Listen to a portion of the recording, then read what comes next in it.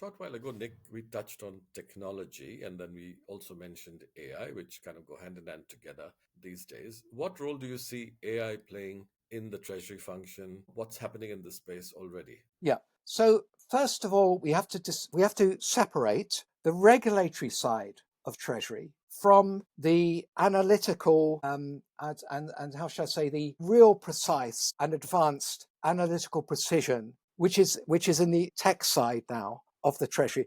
Yes, we could use RegTech to make it simpler and faster to do that regulatory reporting, but it's never going to be at the level of sophistication which we would like to use to examine risks and manage risk as we can use in the internal risk side. So what I'm getting at is how are we going to be using it?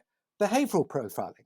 To really understand the behavior of clients, we shouldn't just be constrained by various look back mathematical techniques, which are very simplistic, which underpin some of the regulatory approaches. It's a bit like, for instance, economic capital and regulatory capital. Economic capital bank has freedom to look at it in all of the risks, not just credit market operational. You can look at interest rates, liquidity, you can look at portfolio diversification, everything. Similarly, with all of the other risks, if you're unconstrained by the regulations, you can direct the full range of your technology to better understand those risks, to better measure those risks. So that's where it comes in. So in terms of position forecasting, where are the positions going to be, the balances, the foreign currency balances? In terms of perhaps the most critical area, modeling. The amount of modeling we have to do just for regulation is increasing in terms of quantity and in the scope, the breadth of it. But we need to be doing so much modeling outside of the regulations. And the tech we need, like the LM risk analytics, we need to be able to see, well, what if I did this? What if I did that? What if we did this and that? How would it affect my outcomes across the full scope of the balance sheet and the returns and all the metrics which we have to guide to? You can't do it on the spreadsheet. You can't do it on the back. You have to be constantly doing this. So I would say forecasting, getting more precise, modeling, simulations. These are kind of, for me, the real big areas that are opportunities. And also, I think the areas of looking slightly more broader is understanding the client even better than the client understands themselves. If you've got the tools to understand the client's relationship with the bank, you can actually feed that back to the client and help them use the bank better. So that there are so many different opportunities, I think, in using the technology. But let's separate them from regulations. Regulation is one thing. The big advances are going to come outside of that regulatory area. And to your mind, have you seen any particular markets or specific players that seem to be doing a good job here? You're going to be seeing that there are plenty of examples. But at the first place I go to, Francis, for insights is actually the big tech companies. How does Microsoft manage its treasury? Apple. How do they've got all the technology. Yeah. And they have some of the most advanced techniques on forecasting. Microsoft, for instance, think of the number of countries where they have sales. True. And so their foreign currency cash flow forecasting has a massive implications for their FX management, their profitability, et cetera, et cetera.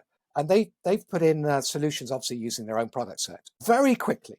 Now, the speed in which they can put these in is like 4 to 6 weeks. It's not like, oh, next year we'll have this. Really rapid deployment so they can forecast more accurately. Then you've got the bank side. You've had JP Morgan is always going to be one of the leaders. Their annual spend on technology is $12 billion and $6 billion is on change the bank technology. So they're very, very up to speed on anything that's breaking that helps their customer treasurers, corporate treasurers, or their own treasury. They're always going to be at the top in that. They're probably the best on capital allocation methodology around the company. And I'm sure they'll be deploying technology there.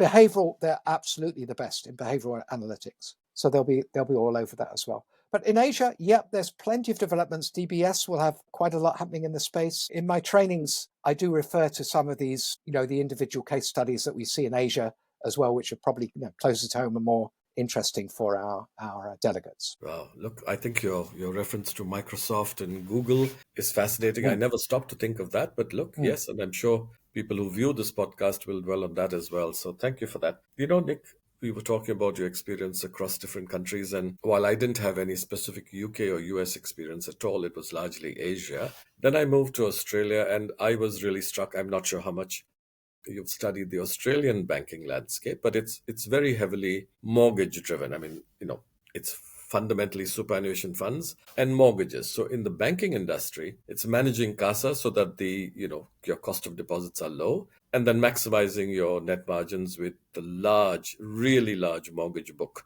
Now, as a consequence, Nick, almost all the CEOs of the banks, and fundamentally there are four major banks here that dominate the market, always tend to have a retail banking background, which is quite different from, the Asian markets. They traditionally used to be corporate bankers and maybe finance function, but here it's largely retail. Looking back at your own experience, Nick, my question to you really is, how does it actually work? What's an insider's perspective on when you're trying to get a new CEO who's come in, either up the ranks or from outside, who has very limited technical exposure to the treasury function, come up to speed and helping them up that curve, because it's a bit sensitive, right? I mean, they can't walk into a major meeting and look completely clueless. So do you have these one-on-one kind of conversations? Is that how it really goes? Yeah, I think there are a couple of things that we offer. We offer a mentorship programs, which can be a one-on-one, or it can be a board training. The team.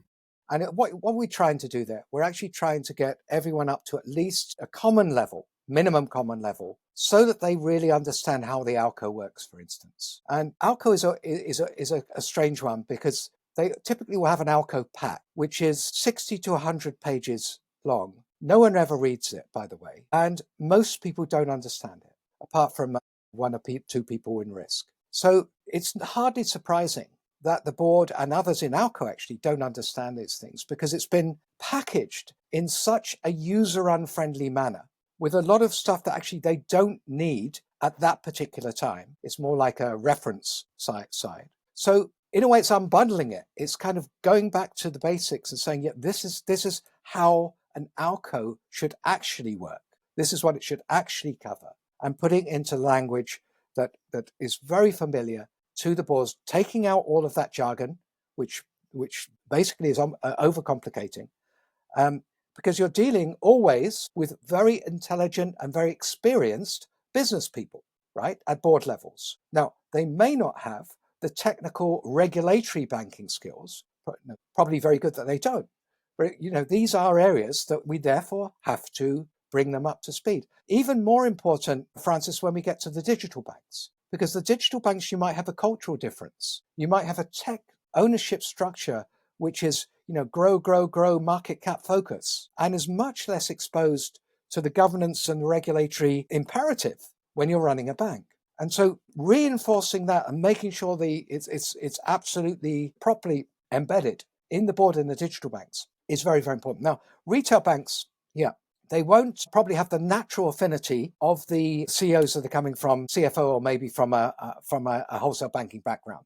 But they do have other very rich and relevant experiences. For instance, they have a good feel for the stickiness of their deposits, of the glue that makes them sticky in terms of the client experience, rather than just some of the superficial knowledge that the wholesale bankers will have on the retail side. They have some other building blocks, which can be good kind of skills to have, which then need to be supplemented with the things that are missing. But I think every CEO or board would benefit from having a refresher, just a refresher on the ALCO, the balance sheet, just going through it, making sure that if they have any doubts or questions, they're addressed. It can be done generically or it can be done with their own ALCO pack, either way, or both. But making sure that there's a common level of knowledge. Have you personally, I'm not asking you to cite a specific instance, but looking back, have you seen decisions being made that you actually didn't feel comfortable with, we thought were the wrong decisions from an ALCO perspective, and how did that kind of play out, if they were serious enough? I've seen a few calamitous decisions.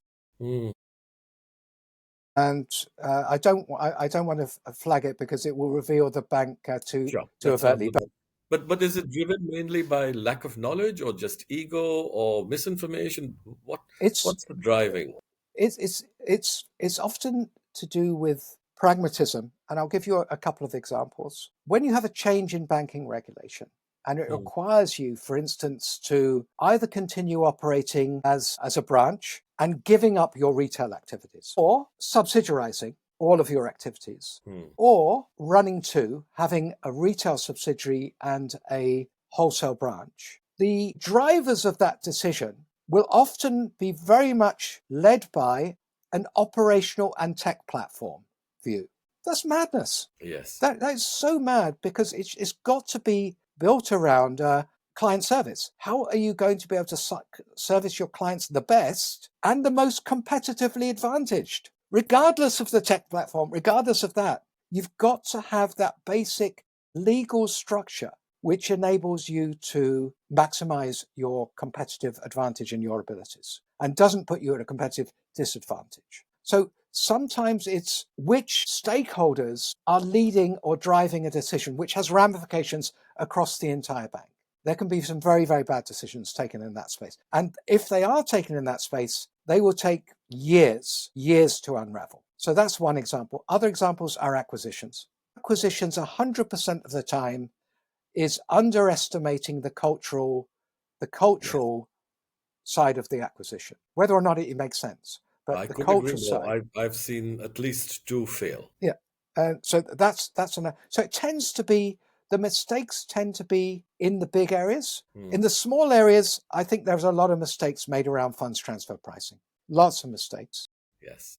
And going back to the retail wholesale, this is an area where the retail bank has less knowledge and understanding, and therefore constantly feels, I think, on the back foot in that discussion. So there are many areas which are suboptimal, whether that big merger and acquisition area, whether at the small micro level. There's always room for improvement. And I was just using a sports analogy, right? The England beat the All Blacks at rugby. What are they focusing on now? They're focusing on making slight improvements that they learned from that game. Whatever your result was, you've constantly got to improve, use your learnings and improve a bit better. That's every single time. There's no ALCO that is operating perfectly all of the time. It's recognizing where the weaknesses are. How can you improve?